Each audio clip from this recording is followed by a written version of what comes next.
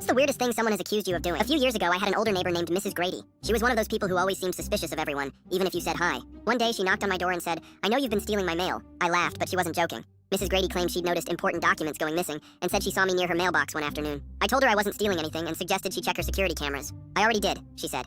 "But you must have hacked into them and edited the footage." I didn't even know how to change my Wi-Fi password, let alone hack her cameras. But no amount of explaining would convince her otherwise. A few days later, I noticed something strange. A package I'd been waiting for was marked delivered, but it wasn't on my porch. That's when it hit me.